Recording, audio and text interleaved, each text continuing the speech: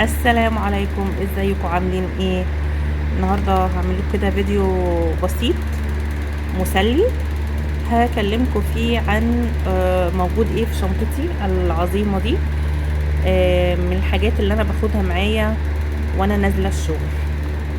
فتعالوا نفتحها ونشوف، وهديكوا برضو يعني المنتج اللي هطلعه هديكوا عنه يعني نبذه مختصره عن المنتج ده لو انا استخدمته. ولو ما شفتش منه النتيجه هقول لكم برضو. شوفوا انتوا غاليين عليا ازاي، فاتحه لكم الشنطه بالفلوس بثروتي في الحياه كلها. فالشنطه بقى دي موجود فيها ايه؟ بص، موجود فيها المحفظه دي، محفظتي طبعا فيها الفلوس هحطها فيها دلوقتي.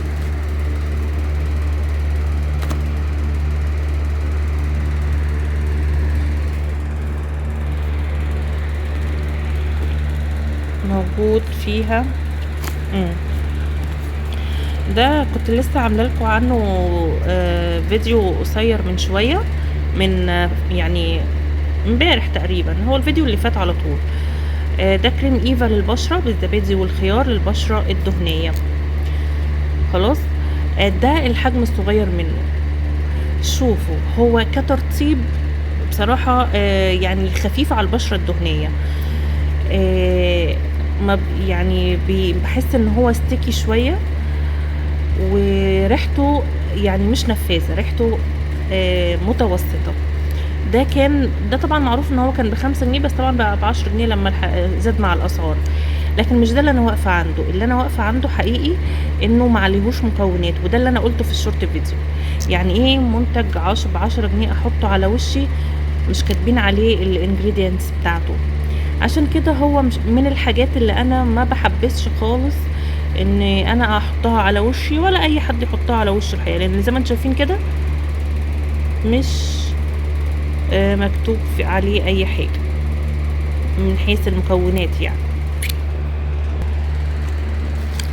ده بقى المفاجأة. بصوا ده بقى بايوديرما سان بلوك بتاعي المفضل في الصيف. كنت عملت لكم فيديو عن قصتي مع السان بلوك، وفي يعني انا جربت كذا نوع من بايوديرما، السبوت ايج والسان بلوك بتاع البشرة الحساسة، واللي هو الكلاسيك خالص بتاعه الاورنج، وده لسه انا بجربه.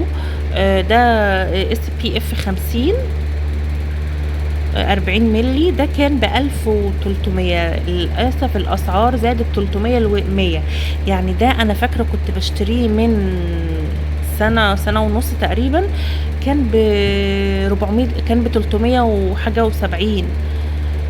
يعني متخيلين؟ شوفوا زاد من كام لكام بس في الشهر، شهر ونص، في السنه سنه ونص اللي فاتت دي.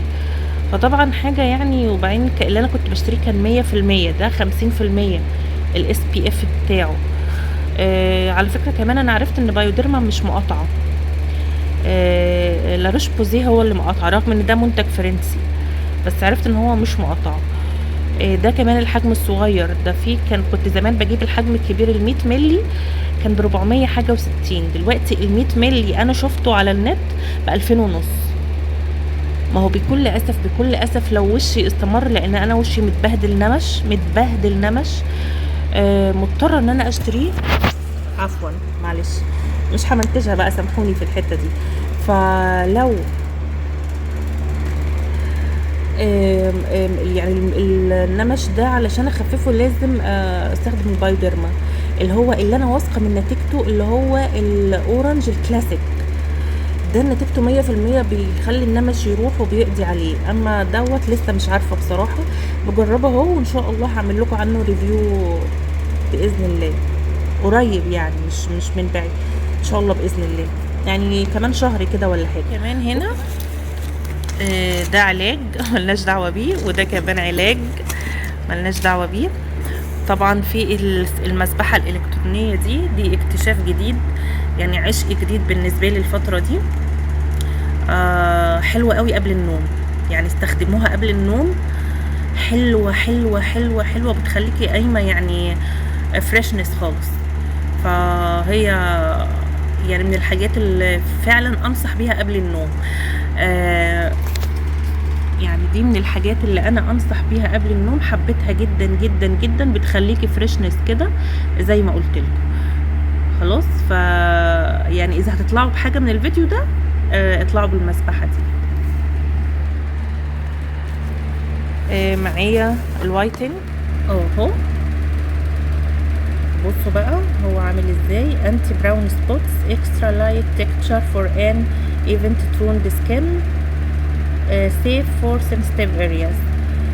انا جايباه طبعا انا ايدي ويعني وشي يعني كله تصبغات تصبغات تصبغات، فانا بستخدمه حاطاه في الشنطه عشان ما انساش، لان انا لو حطيته على مثلا على التسريحه او حاجه لا هنسى استخدمه، فانا حطاه في الشنطه والشنطه جنبي على طول. فكل ما بشوف الشنطه بفتكره فبطلعه واستخدمه. فان شاء الله برضو ان شاء الله لو شفت منه النتيجه، انا سمعت عنه ريفيوهاته حلوه، فلو لقيت منه يعني النتيجه ان شاء الله هعمل لكم عنه ريفيو. وهو بصوا بقى ده برضو مكتوب عليه المكونات اهو، شوفوا دي حاجه ناس محترمه الشركه المحترمه تكتب على المنتج بتاعها المكونات. خلاص طبعا في الكمامه، طبعا محدش بيستخدمها بس انا قريت ثواني معلش دي الكمامه. انا قريت مقال بيقول ان الكورونا لازالت موجوده يعني، بس انا الحقيقه مش حطاها علشان كده، انا حطاها يعني لاني ساعات بصور بيها الفيديوهات بتاعتي، فحطاها بس كده، وساعات حمايه من الشمس يعني اوفر بروتكشن من الشمس بستخدمها برضو، فبتحايل على الشمس بالموضوع ده. هو اجنور المنظر اللي هتشوفوه ده يا جماعه، ده الكولاجرا. بصوا للامانه هي كل المنتجات المصريه بصراحه في الشمس انا مش يعني، انا جربت ده وجربت اليجون يعني ده ضعيف قوي، ده اللي انا متاكده منه.